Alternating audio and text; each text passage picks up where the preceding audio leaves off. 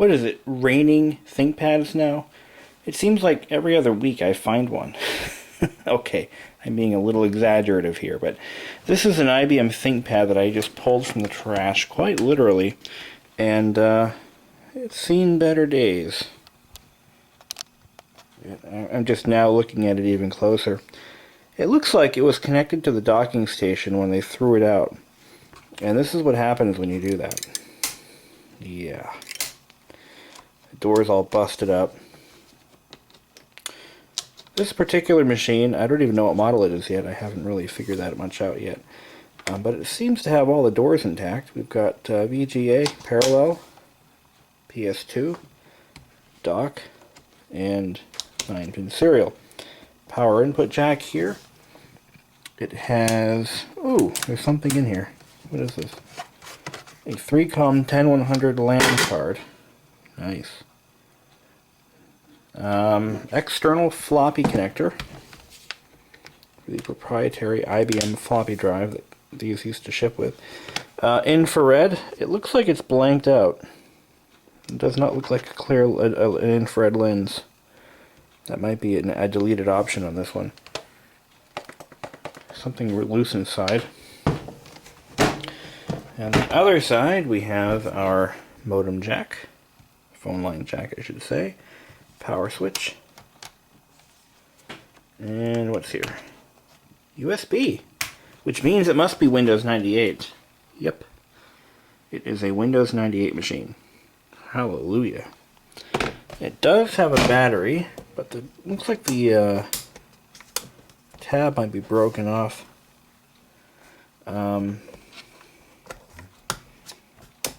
Should probably find out what model this thing is before we go any further. I have no intentions of restoring this laptop, but I thought it would make another interesting addition to the IBM line of videos that I've got going on my channel here. It's too bad too because it's not really in bad shape, other than the obvious external problems. The keyboard is pretty nice looking. Not a lot of shiny spots. That's what I want to see. So what we have here is a ThinkPad 600X. X for X-rated. Wait, that's not what I meant to say. Or is it? We have speakers in the wrist pad. Ah, this is cool.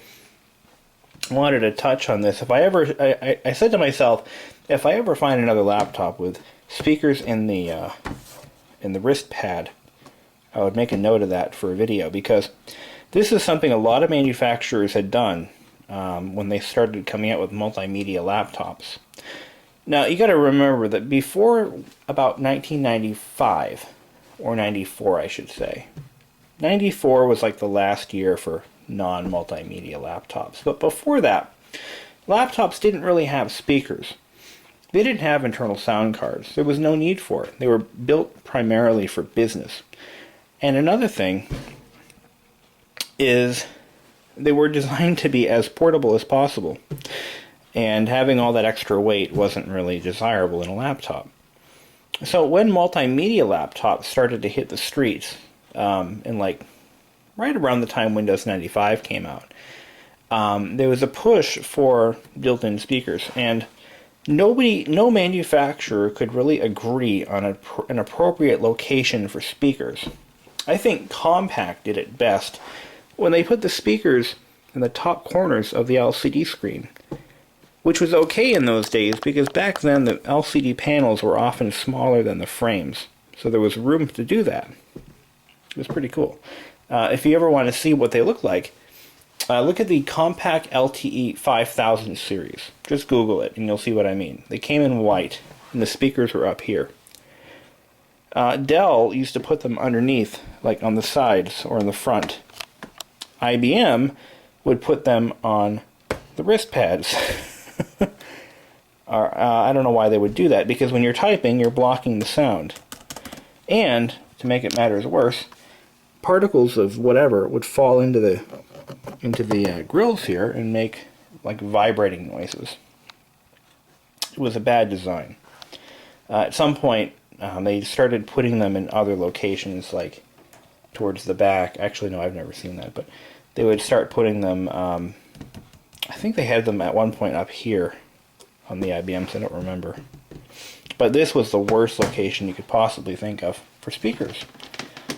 So at the moment you're all waiting for, and me too, is to see if this thing actually powers up. I don't know the answer to that yet, but we're going to find out. I have this power supply from another ThinkPad I had. That's a good sign. We got power to it. Oh, microphone's right here. Good place for it too. And I don't know what this grill's for. Probably for ventilation.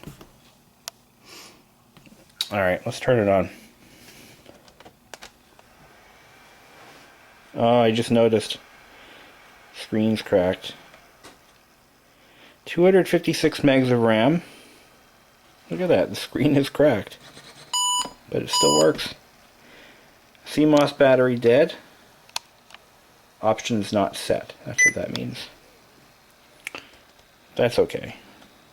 Look at this mouse pointer. Whack, whack, whack, whack, whack, whack, whack. Whack, whack, whack, whack, whack, whack, whack. Whack, whack, whack, whack, whack. Whack, whack, whack, whack. Alright.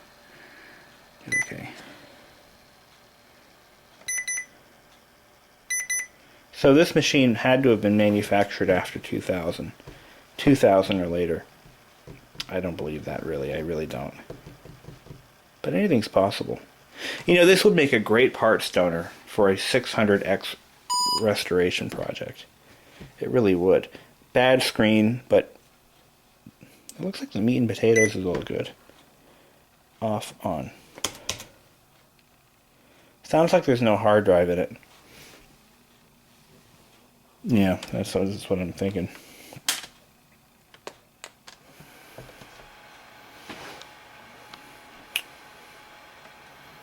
I'll have to find another 600X. This is a pretty cool laptop, aside from the damage. And I bet you all of this damage was a result of disposal.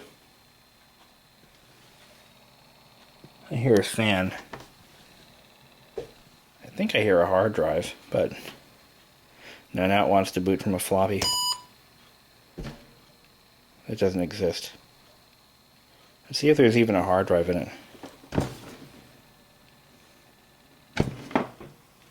No, I think we can all agree on one thing. It needs help. So another cool feature of these old ThinkPads, the rubberized housings. This is all like coated with a rubberized material. If I'm not mistaken, oh yeah, this is one. Okay, this is cool. These are made from a carbon material. It's not really plastic. It's like a carbon resin compound. And this is what it looks like when it's broken. The stuff is harder than hell to break. This thing had to have been thrown pretty hard for that to happen. But the stuff is extremely durable. And I can tell you from personal experience, I had a 760 XL, and it was probably a 1996 model, and it was made from this stuff. And that was a pretty cool laptop besides that. But anyway, I had some extra parts that I was trying to get rid of for the company that I worked for. And this was back when those laptops really weren't collectible.